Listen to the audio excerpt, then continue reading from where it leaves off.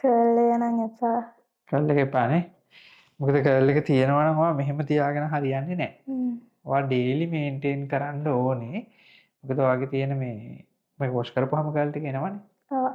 ඒ level එකට curl එක හදන්න පුළුවන්. හැබැයි ඔයා ඩේලි රූටින් එකක් ෆලෝ අප් කරන්න ඕනේ. එහෙම කරන්න බෑනේ.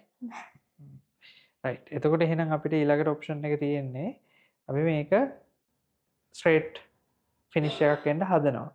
ඒක හදද්දී අපිට ඔයාට ඔයාගේ hair එක ඕන ස්ට්‍රේට් කරන්නත් පුළුවන්. එහෙම නැත්නම් කැරටින් ට්‍රීට්මන්ට් එකක් වගේ කරන්නත් පුළුවන්. ඔය දෙකෙන් මොකේද යන්නේ? මොකද්ද හොඳ?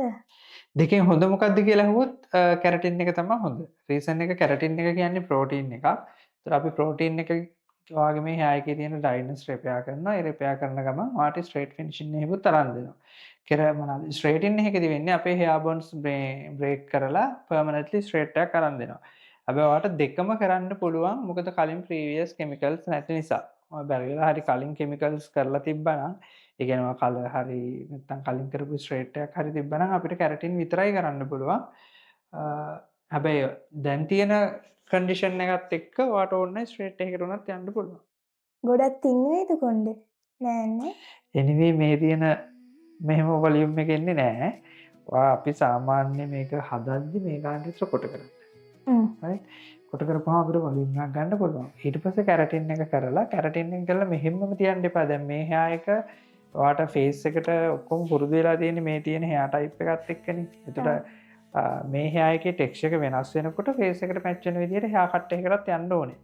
ඒතර ඒ cut එකේදී මේ ගානට විතර කොට කරලා ෆේස් එකට ෆේස් ෆ්‍රේමින් එකක් වගේ කරලා එහෙම ගත්තාම අර ගොඩක් නිකන් ෆ්ලැට් ලුක් එකක් එහෙම එන එකක් නෑ ඔයාට.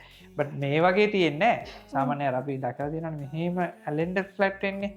එහෙම නැතුව සාමාන්‍ය ලෙවල් එකට මෙන්න මේ වගේ ලෙවල් එකකට වගේ හිටින්න ගන්න පුළුවන්. ඒක ෆේස් එකට ප්‍රශ්නයක් වෙන්නේ නෑ. හරි. ඒ මොනොත් අපි කැරටින් එකකට වගේ යනවා. කැරටින් එකකට වගේ යනවා.